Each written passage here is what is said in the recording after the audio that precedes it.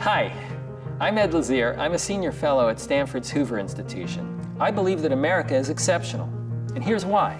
There are many reasons to be optimistic about the United States. For one, new money tends to dominate old money in this country. Look at the Fortune 500 firms from 1955, and you won't see McDonald's, Walmart, Apple, CVS, Microsoft, Amazon, Home Depot, United Health Group, all firms that are now in the top 10 or 20 firms in the country. Many didn't even exist in 1955. America benefits from exceptional, tremendous mobility, not only among people. The same is true of individual wealth. Think about the richest people in the country right now. 100 years ago, those were names like Sloan, Carnegie, Ford, Getty. Their descendants are still pretty wealthy. But wealthy individuals today include names like Buffett, Gates, Ellison, Bezos, Koch, Zuckerberg, Bloomberg, Walton, Page. And they were not among those names.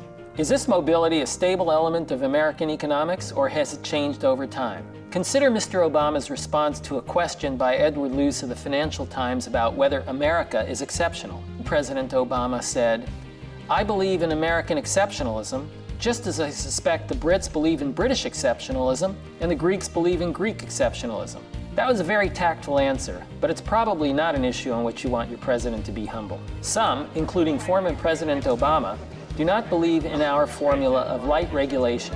They do not believe that incentives matter very much. They believe that redistribution rather than growth is the most important feature in an economy. We've seen in recent years the erosion of employment at will. We've seen increases in marginal tax rates, especially those on capital. Some of the policies put in place are anti-growth and tough to maneuver. During the Obama administration, we saw increased regulation. Dodd-Frank, the Affordable Care Act, EPA, redefining navigable waterways among the most egregious. All of these seem to be movements back, and they are impeding the progress of our exceptional economy. Importantly, exceptionalism is not all about economics. While it's true that economic success affects our standard of living, it also affects our prominence in the world. Historically, the countries that have led the world, not only in terms of economic position, but also in terms of their political position, have always been the richest. It's expensive to have an army. It's expensive to have national defense. It's expensive to be a world leader. Think about Rome, 18th century Britain, and the US in the 20th century. They were all the richest economies in the world. The Soviet Union collapsed when it became impoverished and could no longer afford to support an enormous military. The Trump administration has to accomplish a number of things to get America back on the path to exceptionalism. It is essential to reduce the burden of regulation. Changing the tax code to lower impediments to investment is a must. Trade with other nations should be encouraged, not feared.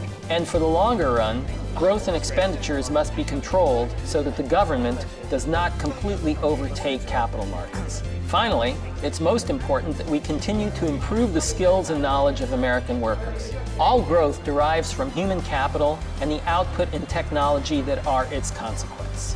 Whether we want to be a world power is a separate matter, but having the ability to do so clearly depends on our exceptional economic position. If we lose it, we'll be losing more than merely the right to claim that we are the land of opportunity. And that's why the American economy is exceptional.